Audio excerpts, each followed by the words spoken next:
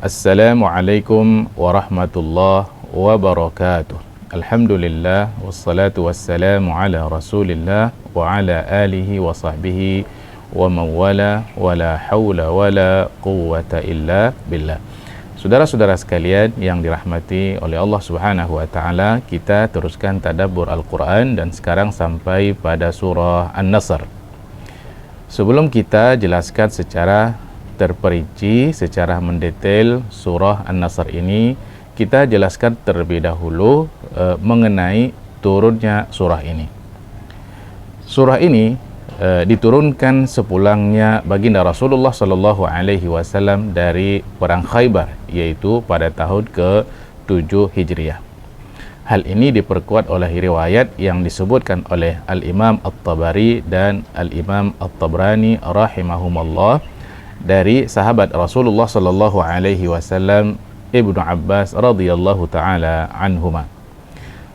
Ibnu Abbas radhiyallahu taala anhuma mengatakan, bainama Rasulullah sallallahu alaihi wasallam fil Madinah, ketika baginda Rasulullah sallallahu alaihi wasallam sampai di Madinah, idqal, ketika itu baginda mengatakan, Allahu Akbar, Allahu Akbar, Allahu Akbar.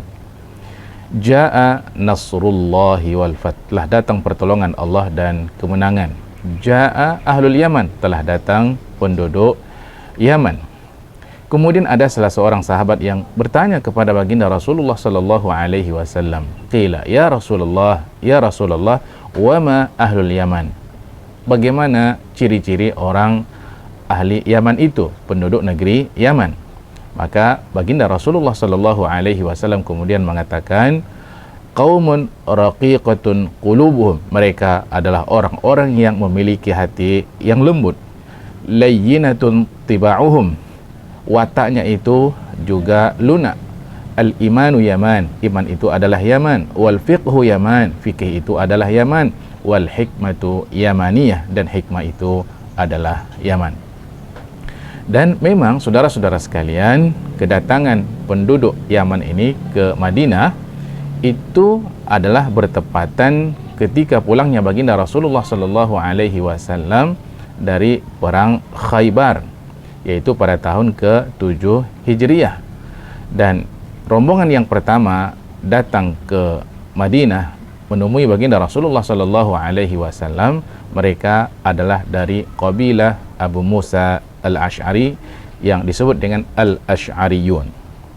Kemudian saudara-saudara sekalian, ada juga riwayat yang lain dari Abdullah ibnu Abbas juga radhiyallahu taala anhuma yang menceritakan tentang bagaimana turunnya surah ini, ya, atau maksud dari turunnya surah ini. Beliau mengatakan, lamma nazalat idza jaa nasrullahi wal fath, ketika turun surah An-Nasr, idza jaa nasrullahi wal fath, dan seterusnya, qala Rasulullah sallallahu alaihi wasallam, baginda Rasulullah sallallahu alaihi wasallam kemudian mengatakan, nu'iyat ilayya nafsi, ini adalah ucapan belasungkawa terhadap diriku. Jadi saudara-saudara sekalian, kalau kita simpulkan dua riwayat ini, maka kita dapat menangkap pesan tentang turunnya surah ini. Yang pertama adalah berita tentang kemenangan Fathu Makkah yang diberikan Allah Subhanahu wa taala kepada baginda Rasulullah sallallahu alaihi wasallam, juga kepada kaum muslimin. Dan yang kedua adalah isyarat bahwa ajal baginda Rasulullah sallallahu alaihi wasallam sudah semakin dekat. Baik, itu cerita tentang turunnya surah An-Nasr. Kemudian kita berpindah kepada kandungan surah An-Nasr. Apa kira-kira kandungan surah An-Nasr? Surah An-Nasr ini menegaskan kepada kita bahwa pertolongan dan kemenangan itu hanya semata dari Allah Subhanahu wa taala. Sementara manusia, kita ini hanya berikhtiar, berusaha. Kemenangan, pertolongan hanya turun dari Allah Subhanahu wa taala. Ketika datang pertolongan Allah, ketika turun kemenangan dari Allah Subhanahu wa taala, maka tidak ada satu orang pun yang bisa menahan atau menghambat kemenangan yang diberikan oleh Allah Subhanahu wa taala tersebut. Kemudian juga Allah menjelaskan bagaimana seharusnya kita menyikapi kemenangan yang diberikan oleh Allah Subhanahu wa taala, yaitu dengan memaksimalkan ibadah kepada Allah Subhanahu wa taala seperti bertasbih, berzikir, beristighfar, dan ibadah-ibadah yang lainnya. Itulah kandungan umum mengenai surah An-Nasr. Nah, sekarang saudara-saudara sekalian, mari kita lihat penjelasan surah An-Nasr secara lebih mendetail, secara lebih terperinci. Tadi sudah kita sebutkan mengenai turunnya surah An-Nasr, yaitu turun ketika baginda Rasulullah sallallahu alaihi wasallam pulang dari perang Khaybar, yaitu pada tahun ke-7 Hijriah. Nah, sementara isi daripada surah An-Nasr ini sebagaimana yang telah disepakati oleh para ulama menjelaskan atau menceritakan tentang Fathu Makkah yang terjadi pada tahun berikutnya, yaitu pada tahun ke-8 Hijriah, yang diberikan oleh Allah Subhanahu wa taala kepada baginda Rasulullah sallallahu alaihi wasallam dan kaum muslimin. Nah, hal ini dapat kita pahami pertama dari perkataan iza, apabila. Para ulama mengatakan penggunaan iza ini adalah sesuatu yang menunjukkan yang akan terjadi pada masa akan datang. Iza yang terdapat di ayat pertama, bahkan di awal ayat pertama dari surah An-Nasr. A'udzubillahi minasyaitonirrajim. Idza jaa nasrullahi wal fath. Apabila telah datang pertolongan Allah dan kemenangan. Nah, di sini juga menarik. Setelah perkataan idza ada jaa yang artinya datang. Jaa itu datang dalam bentuk fi'il madhi. Fi'il madhi itu adalah fi'il yang menunjukkan atau perbuatan yang menunjukkan sesuatu yang terjadi pada masa yang telah lalu. Padahal kemenangan, pertolongan yang diberikan oleh Allah Subhanahu wa taala sebagaimana yang sudah kita maklumi itu belum terjadi. Ya, karena itu terjadi pada tahun ke-8 Hijriah. Sementara surah ini kita katakan tadi turun pada tahun ke-7 Hijriah. Nah, para ulama mengatakan apa maksud penggunaan fi'il madhi ya untuk menunjukkan sesuatu yang akan datang. Apa pesan dari menggunakan fi'il madhi tersebut? Nah, para ulama tafsir mengatakan ini ada dua pesan. Yang pertama adalah bahwa Fathu Makkah yang diberikan oleh Allah Subhanahu wa taala kepada baginda Rasulullah sallallahu alaihi wasallam dan kaum muslimin ketika itu tidak berapa lama lagi akan terjadi, ya. Karena memang itu terjadi pada tahun ke-8 Hijriah. Itu yang pertama. Dan yang kedua adalah bahkan dipastikan itu akan terjadi. Para ulama mengatakan mutahaqqiq al-wuqu', ya. Itu yang pertama. Dan yang kedua adalah menunjukkan bahwa pertolongan yang Allah Subhanahu wa taala berikan kepada kaum muslimin di perang Khaybar yang terjadi pada tahun ke-7 Hijriah adalah merupakan awal untuk meraih kemenangan pada Fathu Makkah. Baik. Nah, sekarang kita teruskan penjelasan ayat berikutnya. Idza jaa nasrullah. Nasru pertolongan Allah Subhanahu wa taala. Nah, di sini nasru diidhafahkan, disandarkan kepada lafaz Allah. Nah, apa maksud, apa pesan menyandarkan nasru pertolongan kepada lafaz Allah Subhanahu wa taala? Para ulama mengatakan ini menunjukkan bahwa pertolongan itu hanya datang dari Allah Subhanahu wa taala. Kemudian wal fath dan kemenangan. Didahulukan pertolongan baru kemenangan. Para ulama tafsir mengatakan bahwa kemenangan itu tidak dapat diraih kecuali setelah datangnya pertolongan dari Allah Subhanahu wa taala. Memang sangat menarik. Nah, di sini Ustadz Said Qutb menceritakan tentang pertolongan yang diberikan oleh Allah Subhanahu wa taala, kemenangan yang diberikan oleh Allah Subhanahu wa taala. Kata beliau, pertolongan itu hanya Allah Subhanahu wa taala yang memberikan pada waktu yang sudah ditentukan oleh Allah Subhanahu wa taala, dalam bentuk yang dikehendaki oleh Allah Subhanahu wa taala, untuk satu tujuan yang sudah digariskan oleh Allah Subhanahu wa taala. Tidak ada sedikit pun hal itu menjadi urusan Nabi Muhammad sallallahu alaihi wasallam dan juga para sahabat Rasulullah sallallahu alaihi wasallam. Hal itu hanya menjadi urusan Allah Subhanahu wa taala. Allah berikan dengan adanya mereka atau tanpa adanya mereka. Itu kata Al-Ustaz Said Qutb rahimahullah. Nah, hal ini saudara-saudara sekalian sesuai dengan ayat yang disebutkan oleh Allah Subhanahu wa taala di dalam surah Ali Imran ayat 126. A'udzubillahi minasyaitonirrajim. Wa man nasru illa min indillahil azizil hakim, dan tidaklah pertolongan itu kecuali hanya datang dari Allah Subhanahu wa taala yang maha perkasa dan maha bijaksana. Baik, saudara-saudara sekalian yang dirahmati oleh Allah Subhanahu wa taala. Itu satu sisi, pertolongan dari Allah Subhanahu wa taala yang Allah Subhanahu wa taala berikan kepada baginda Rasul dan orang-orang yang beriman. Nah, di sisi yang lain, turunnya pertolongan Allah Subhanahu wa taala kepada baginda Rasulullah sallallahu alaihi wasallam sesungguhnya itu adalah menunjukkan bukti kenabian dan kerasulan baginda Rasulullah sallallahu alaihi wasallam. Sekali lagi, turunnya pertolongan Allah kepada baginda Rasulullah sallallahu alaihi wasallam itu menunjukkan kebenaran kenabian dan kerasulan baginda Rasulullah sallallahu alaihi wasallam. Hal ini pernah disebutkan oleh salah seorang sahabat yang bernama Amr ibn Salamah radhiyallahu taala anhu.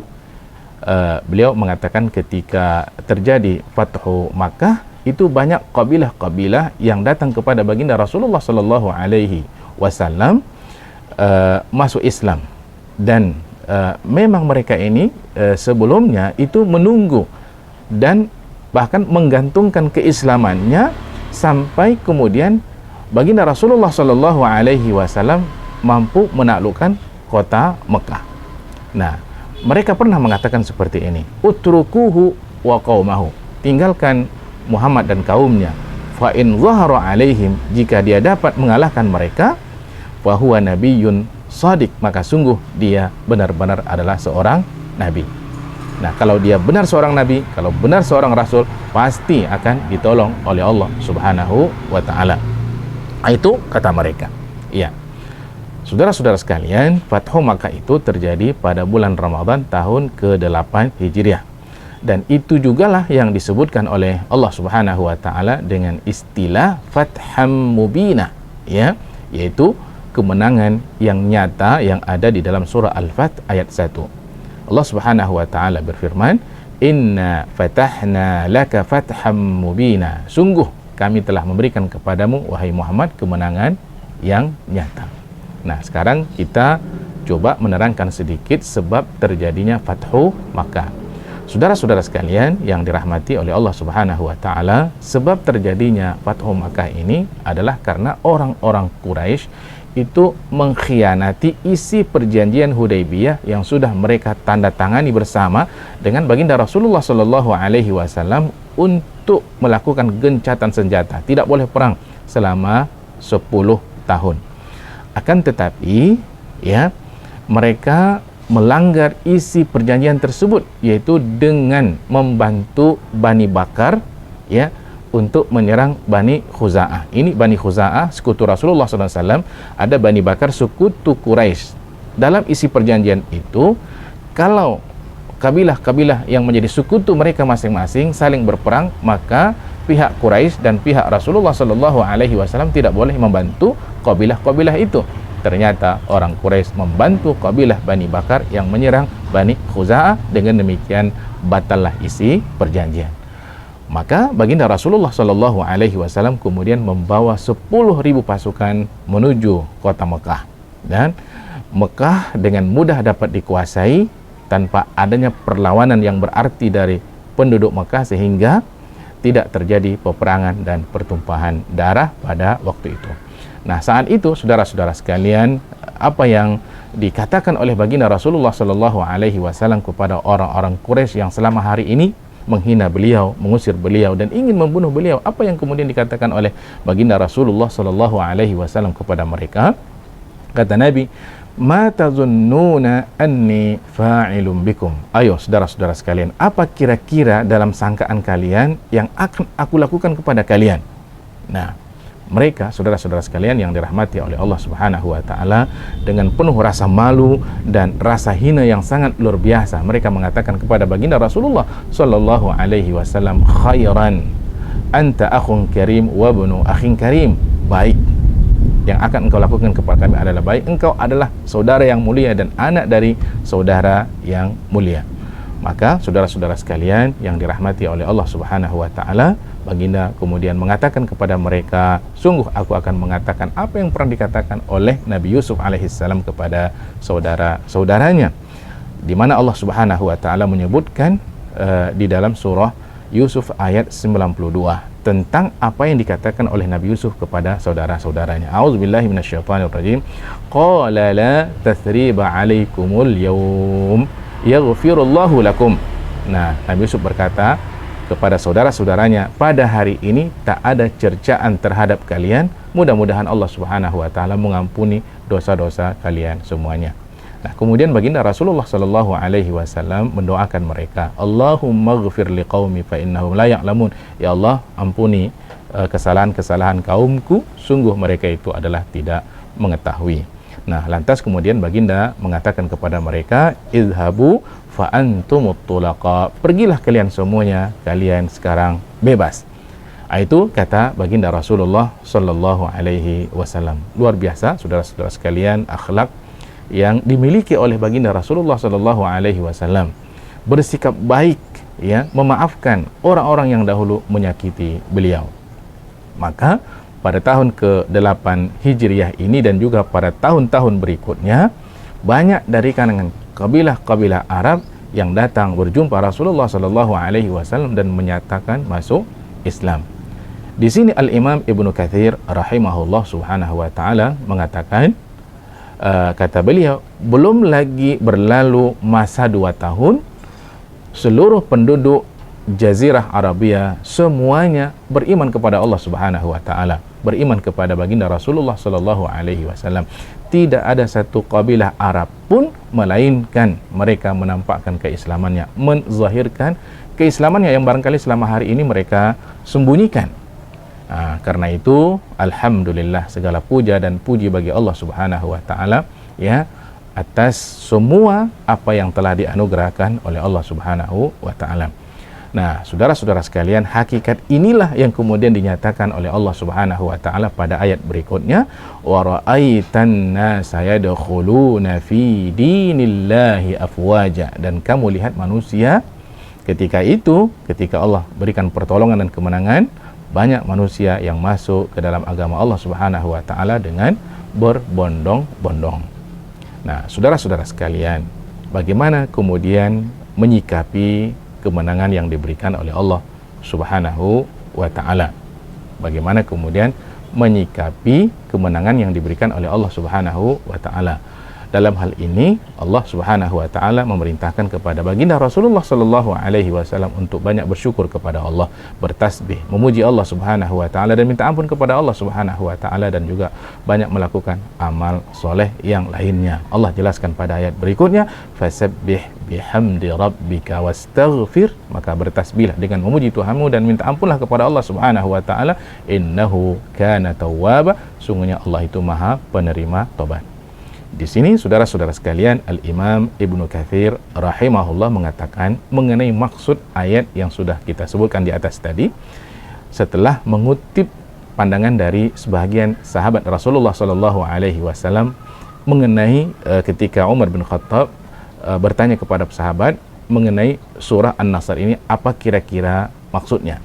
Maka para sahabat ketika itu mengatakan ini adalah merupakan perintah dari Allah Subhanahu wa taala kepada kita ketika Allah Subhanahu wa taala memberikan kemenangan atas kota-kota besar dan benteng musuh yang bisa atau yang sudah dapat kita taklukkan. Maka panduannya adalah hendaknya kita memuji Allah Subhanahu wa taala, bersyukur kepada Allah Subhanahu wa taala, bertasbih kepada Allah Subhanahu wa taala, mengerjakan salat dan minta ampun kepadanya. Ini kata para sahabat Rasulullah sallallahu alaihi wasallam. Nah, ini jugalah yang kemudian sudah dibuktikan kebenarannya dengan adanya ibadah yang dilakukan oleh baginda Rasulullah sallallahu alaihi wasallam ketika Fathu Makkah. Baginda Rasulullah sallallahu alaihi wasallam di hari Fathu Makkah itu di waktu duha melakukan salat sunat 8 rakaat. Nah, mereka kemudian mengatakan, ya, ini menjadi isyarat bahwa dianjurkan bagi pemimpin pasukan apabila mereka mendapatkan kemenangan atas satu negeri, hendaknya mereka melakukan salat di dalam negeri yang sudah mereka taklukkan tersebut saat pertama kali memasukinya sebanyak 8 rakaat. Dan itu jugalah yang telah dilakukan oleh Sa'ad bin Abi Waqqas radhiyallahu taala anhu ketika berhasil menaklukkan kota-kota yang ada di negeri Persia. Baik, saudara-saudara sekalian yang dirahmati oleh Allah Subhanahu wa taala, itu bagaimana cara menyikapi kemenangan yang diberikan oleh Allah Subhanahu wa taala.